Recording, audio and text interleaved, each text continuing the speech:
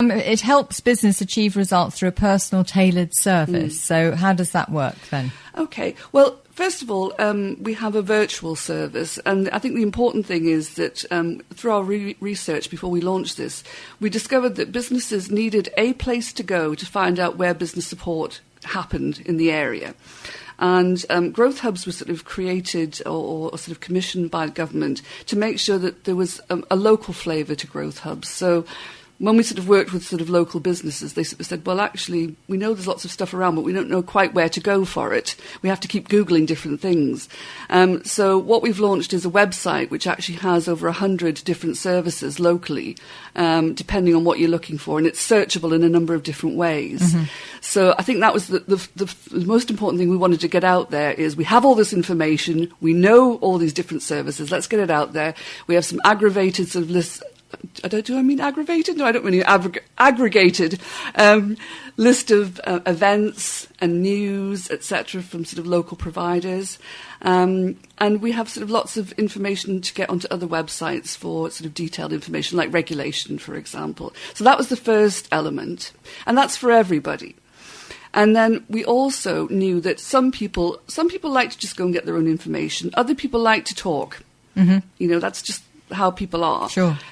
So we also provide a web chat facility, and on the other end of the web chat are qualified business advisors. So you can web chat, and actually what we particularly found was that people who work in sort of IT services really like web chat because they can be doing other things and web chatting at the same time. And what they say to us is, you don't ask for as much information about me if I'm web chatting than when I ring up.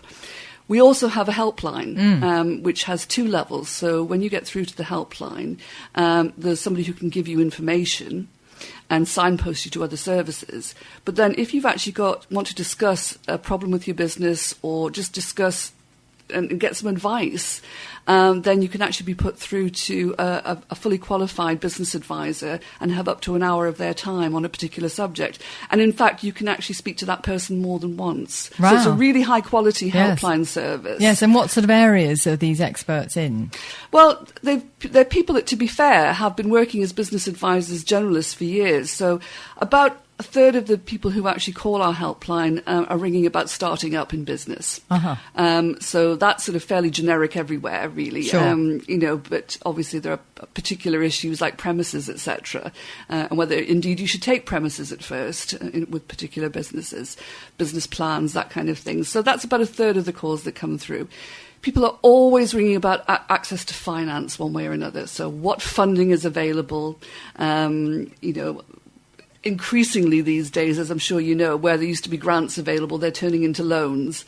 Those days of lots of grants being available seem to be fast disappearing. Mm-hmm. Do they give advice about crowdfunding, for example? Absolutely, yes, yeah. Absolutely, yes.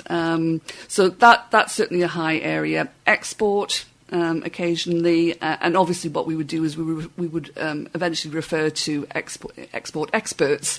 Yes, of course. But certainly sort of giving people sort of that initial advice is what we would do. And what do you think